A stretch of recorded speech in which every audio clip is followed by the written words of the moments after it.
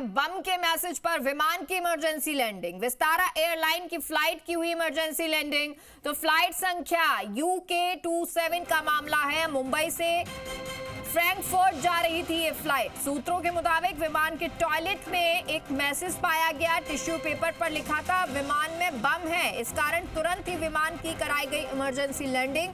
तुर्की के एर्जुरम एयरपोर्ट पर यह लैंडिंग करवाई गई है। बड़ी जानकारी आपको दे रहे हैं। हालांकि अभी तक इसको लेकर सूचना नहीं है कि क्या वाकई में फ्लाइट में बम था या नहीं, लेकिन विमान की इमरजेंसी लैंडिंग करवाई गई और बम के मैसेज के बाद ये इमरजेंसी लैंडिंग करवाई गई है। विस्तारा एयरलाइन की फ्लाइट की इमरजेंसी लैंडिंग हुई है। फ्लाइट संख्या UK27 ये फ्लाइट है जिसकी लैंडिंग करवाई गई।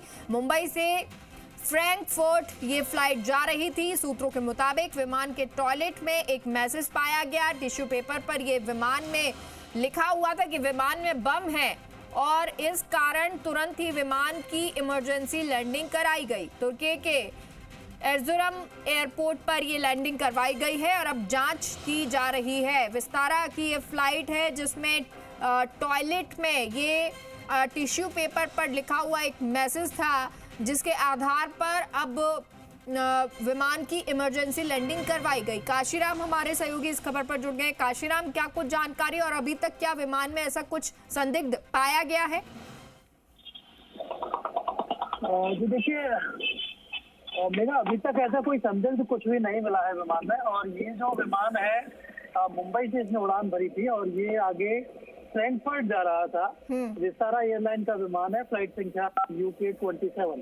तो जब ये तुर्की के आसपास ओवर स्पेस में था तब इस दौरान किसी यात्री ने विमान का जो टॉयलेट है उसके अंदर ये टिश्यू पेपर देखा और इस टिश्यू पेपर पर लिखा हुआ था कि विमान के अंदर बम है। उसने क्रू को सूचना दी, विमान का जो क्रू है, और क्रू ने तुरंत ही एहतियात बरतते हुए इमरजेंसी लैंडिंग के लिए परमिशन मांगी। और इसके बाद तुर्की का जो एयरपोर्ट है एर्जुरम एयरपोर्ट, वहां पर सुरक्षित रूप से इस फ्लाइट की लैंडिंग हो चुकी है। लेकिन सूत्रों का कहना है कि ये जो चेकिंग में फेक ही पाया गया है मैसेज और कोई ऐसी संदिग्ध वस्तु बरामद नहीं हुई है। ऐसे में कुछ घंटे में ही ये फ्लाइट दोबारा से फ्रैंकफर्ट के लिए उड़ान भर सकती है। चलिए ठीक है, बहुत बहुत शुक्रिया आपका काशीराम इस जानकारी के लिए।